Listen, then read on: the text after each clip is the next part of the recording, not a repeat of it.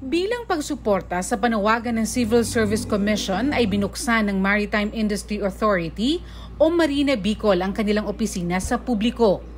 70 mga estudyante mula sa Mariners Polytechnic College Foundation ang naging bisita ng Marina sa ginanap na open house noong September 15.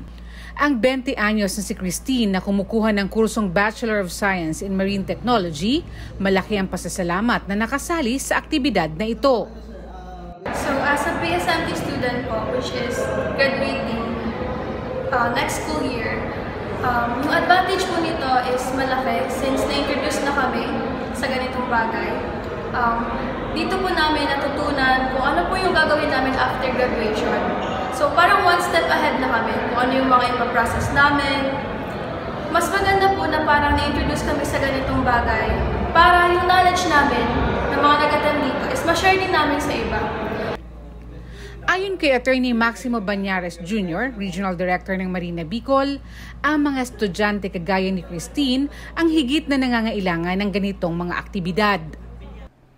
At ang target na audience po namin na papasukin yung mga estudyante ng mga maritime schools. Kasi unang-una, sila ho yung talagang mangangailangan ng serbisyo ng Marina eh. Once na makagraduate yan, pupunta ng Marina para kumuha ng kanilang mga certificates, mga papel. Kaya we deemed it wise, inopen po namin, invite namin ang mariners, pati po yung nasa Sorsogon, pati yung nasa Kamsur, but eventually nakarating lang itong mga siguro dahil malayo yung Kanya ring sinabi na malayo na rin ang narating ng kalidad ng maritime education sa bansa. Naresolba na raw kasi ang dating policy gap sa pagitan ng Marina at Commission on Higher Education. Malayo na po ang in-improve. Masyadong nag-improve po kasi nagkaroon na po ng na-solve na po yung I think policy gap between CHED and Marina. Nagkakaroon dati yung mga naunang panahon, nagtatag-o-war ho yan ang the jurisdiction CHED. Yun po naging stumbling block dyan. Dahil dito lalong tumaas ang bilang ng seafarers sa buong mundo.